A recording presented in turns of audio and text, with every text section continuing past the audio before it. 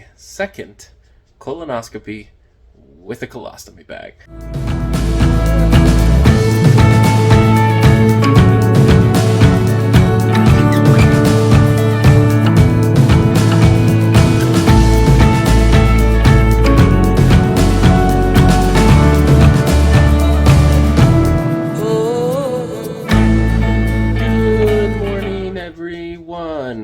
Janice is not here because Janice is napping. We're trying to, at least, because I am making noise here. It's gonna be a long day for me.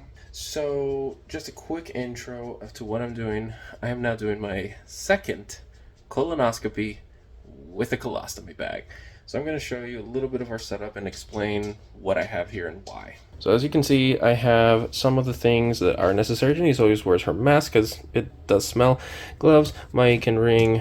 This is like a sting protective barrier wipe, and that helps adhesion. This is very important. So the ring goes on my skin, and then this is like a paste that goes in between the ring and the bag itself. And what this does is this promotes adhesion. This is like makes it flexible, waterproof, everything. So this is actually very important. I don't use this daily. I just use it for special occasions like this. Powder because my skin's irritated.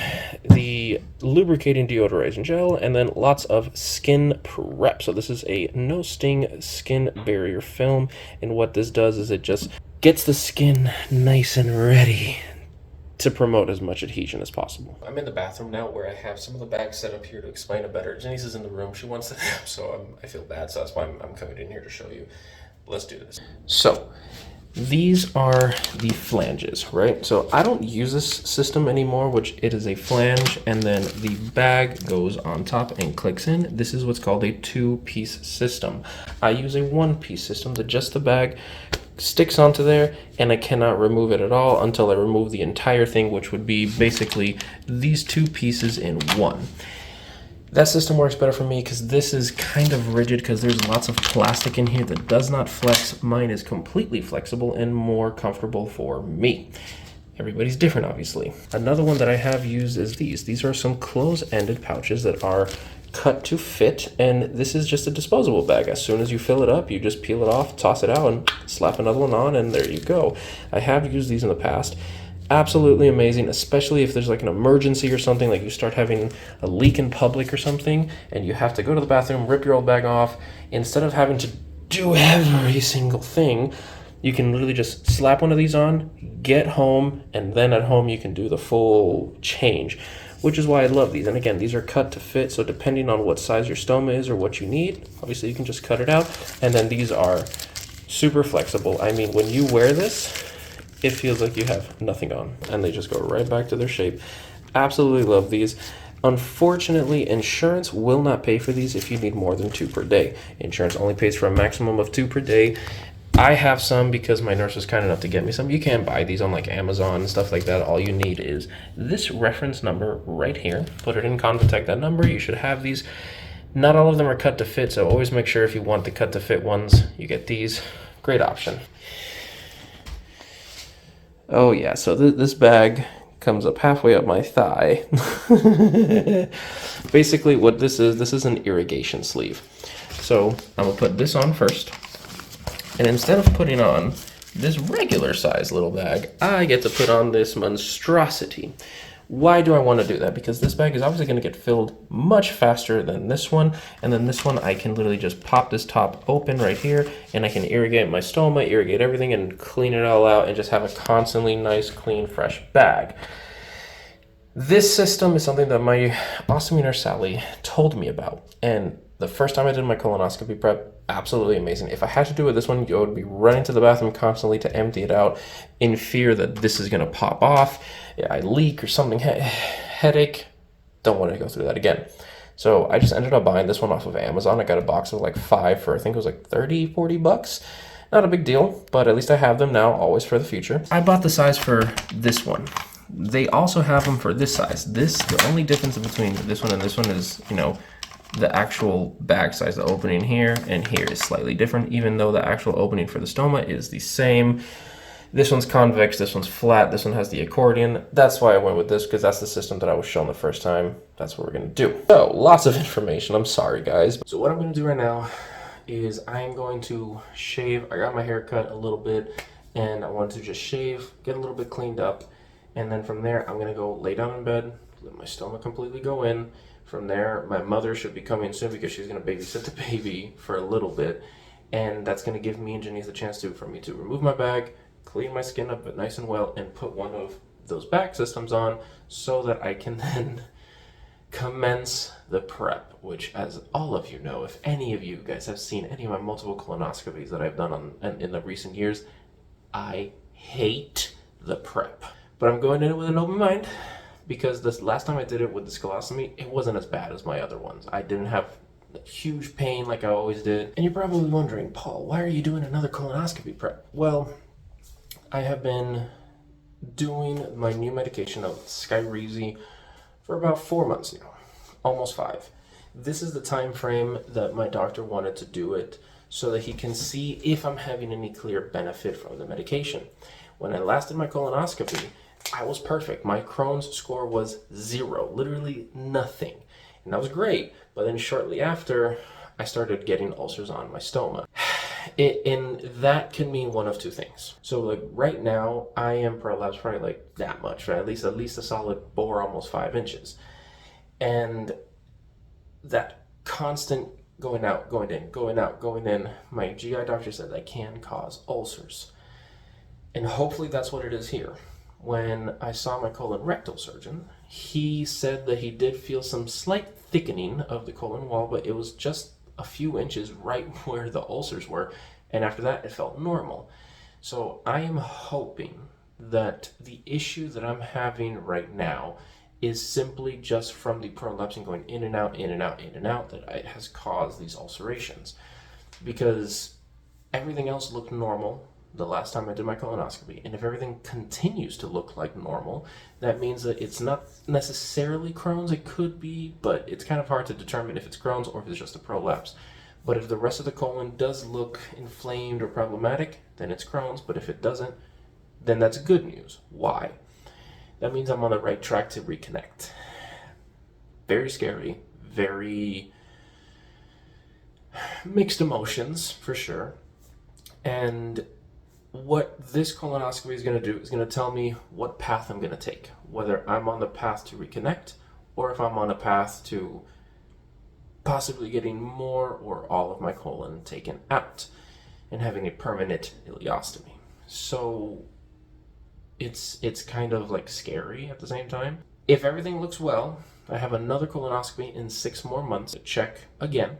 And after that, my GI doctor says that he will give me the green light to then reconnect, and then at that point it's up to my colon rectal surgeon to see what he says, given all the parameters, all the issues and stuff like that.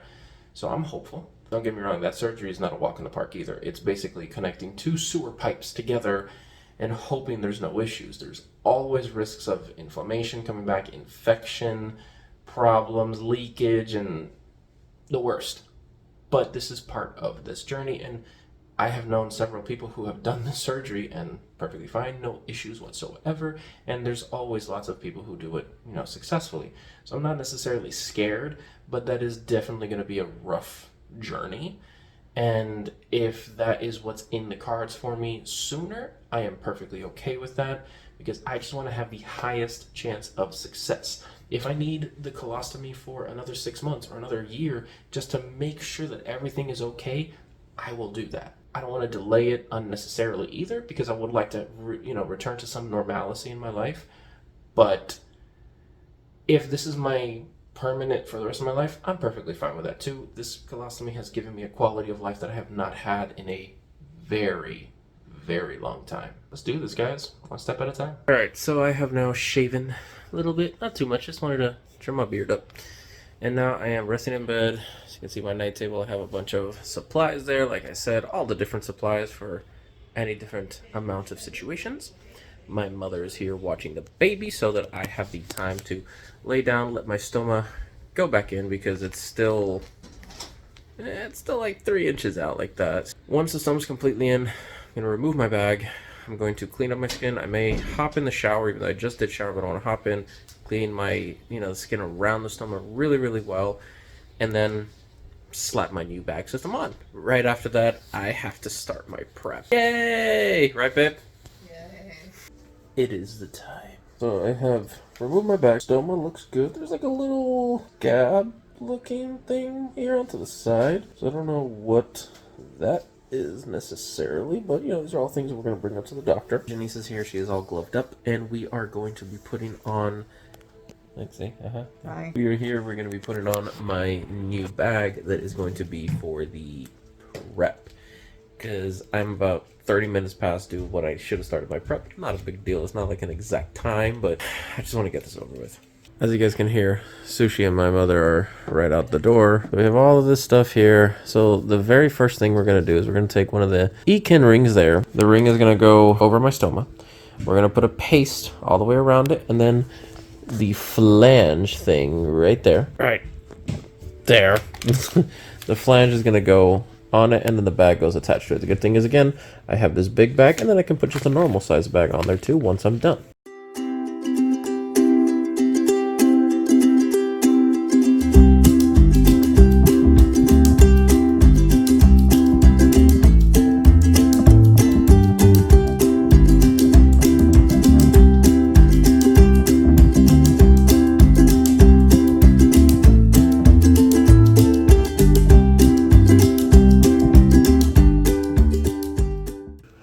So now Janice is placing the Ekin ring around it. I'm not sure if this is a time lapse or not.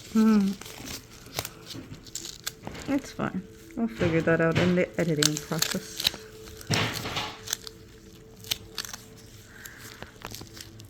Let's kind of this inward. There we go. I'll push this down. Alright, get the other. So one thing we are running into is the appliances and stuff that I have. They were for a size when my stoma was a little bit smaller. It's not like a huge difference that I need, so what we're doing is we're just cutting out some slits and pulling it back just a little bit, just to ensure that I am good. You know what I mean? I don't want to have any rubbing issues with my stoma if I prolapse, even though I shouldn't be prolapsing much because I'm going to be laying in bed for the rest of the day, but still, you never know. So what Janice is currently doing is she is applying the paste. So what this paste is just an extra layer of adhesion to promote the adhesion between this little flange and my Ekin ring itself here. So why do I want that? Because imagine a lot of liquid is going to come out of this right now when I'm doing my prep. So we want to make sure that I have the best chance for success. Good seal. So a question I get a lot is, Paul, why does Janice do your bag for you? Right? I actually don't understand why you get that question asked a lot. We answer it all the time. So I can do my own bag, and I have in the past, and I still do. But when it comes down to like the afternoon and at night, my prolapse comes out really fast. Exactly. And it just makes it a lot more difficult for me to put my bag on when I am severely prolapsed. Like if it's just like an inch or so, that's fine. But when it's like that and it's like hanging down, it's not easy. When the stoma is like laying down, it's harder for me to put my bag on. So I just lay down in bed, and when I'm laying down in bed, I don't have the same view. I'm not in front of a mirror like I am typically. It becomes difficult. So it's just difficult, so Janice helps me out. It's not like she does it every single time, but she does it a lot, and I greatly appreciate her for it. Right, babe? Doesn't bother me, yeah. Exactly. Now, this bag change, especially I want Janice's help with, because this bag has to go through, hopefully, with just this one, through the prep and through the procedure. You know, even though the procedure last time was perfectly fine, but, you know, the bag can come off. So I want her to do it to make sure that the skin is prepped beautifully, that there are zero issues, no problems at all. And that's why I have Janice helping me right now. Just think about it. If this bag fails, I have to have another bag change. And then tomorrow I have a bag change too, because I don't use this one typically. Well, that's a lot of supplies. So it's just, you know, it's a lot of supplies, lots of hassle, lots of wear and tear on my skin, and I really don't want to deal with that a lot.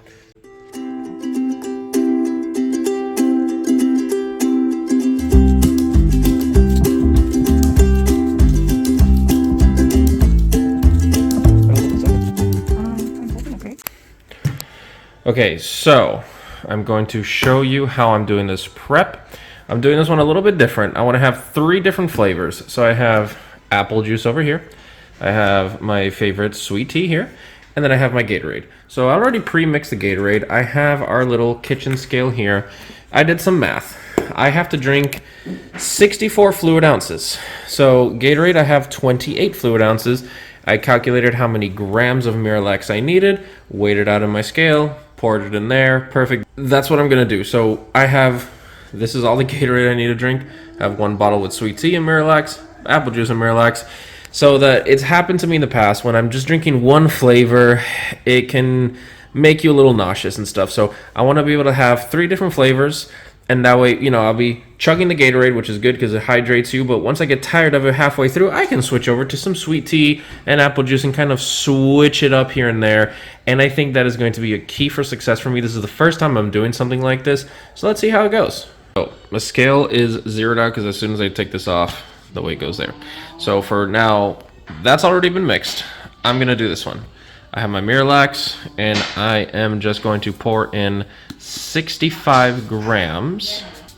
Ooh, woo, way too over. So I'm gonna empty this back into here and get it to 65 so I can do one of the bottles. I have exactly 65 grams in here. So I'm gonna do this one with some sweet tea. First things first, so you don't get like a clump at the bottom of the bottle. What I'm going to do is I'm going to add a little bit of sweet tea into the bottle. Again, this is just so that you don't get a clump of like dry powder at the bottom. That's just hard to kind of shake up. About a third of the way full. Not a big deal. And now the magic powder. That has wildly changed the color of the sweet tea. It's all good. It's all good. We're doing good. We're doing good. Doing good. Doing great. This is gonna suck. I'm gonna shake this up for a little bit. I am about 15 minutes past what I should have started my prep. Not a big deal. This is coming out pretty good. And what I'm gonna do now is do the apple juice, and then from there, head upstairs, put on my big bag, and start doing this.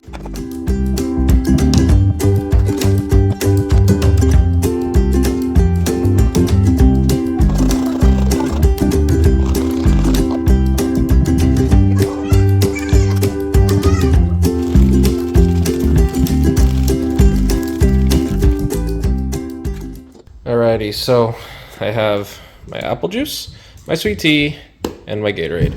I have to drink all of this in approximately, I think it's like 3 hours is what the instructions said. And then I have to take some Dulcolax laxative tabs. So I have four of these, which imagine like you're supposed to take 2. I'm taking 4. This little bottle of Miralax is a 14-day, once daily doses. I'm taking all of it in a couple hours. Let's do this. I now have my huge bag, but now comes the fun part. I have my stuff that I need to drink. Let's do this, boys and girls. Sit rep. Yeah, I feel sick. This is almost done. I have 4 ounces left. I have a timer on my phone. Every 10 minutes I need to drink 8 ounces. Just finished drinking 8 ounces here, so the next one I'm gonna drink 4 of this one and 4 of my bottles. And we're good so far. No output just yet. I've only been doing this for about 20 minutes, so it hasn't really hit my intestines or anything to start, you know, going at it. But oh yeah, that feeling will be here soon enough. It's just a lot of fluid all at once. I was able to drink every single thing that I needed to drink. It has been maybe like 90 minutes or so. It's a lot. There's a lot of fluid all at once, especially since I haven't eaten anything all day. You're like, oh yeah, this sucked really badly. I'm trying not to throw up, like literally this feeling. I didn't realize my bag was this full. I'm definitely gonna go downstairs and empty it out, so let's go do this right quick. This is the second bag emptying. I'm probably gonna have at least 2 more in this big one, and then from there I can transition back to the small one. The switching of liquid, absolutely phenomenal idea, because I didn't get too tired of any drink, because having to drink 64 ounces of Gatorade of one flavor, you can do 2 flavors of Gatorade. Yeah, but like I said, I don't drink much Gatorade, honestly. Like, I don't, it's not my go-to drink, you know? So, this was phenomenal.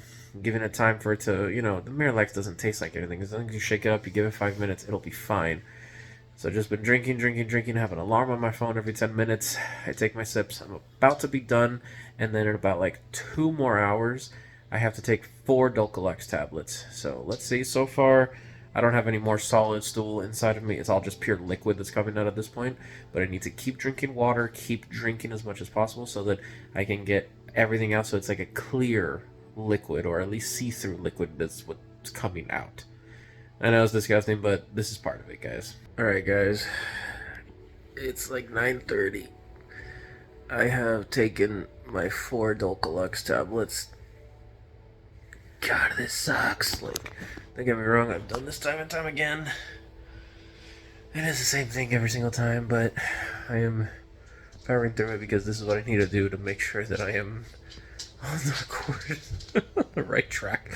I need to shit my brains out to make sure that I'm doing well with my colon. But that's gonna be it, guys. I have emptied my bag out like 3 times so far. I still have, this one is, I just emptied it out like 10 minutes ago, and it's like halfway to being too full to the point where I have to go empty it out.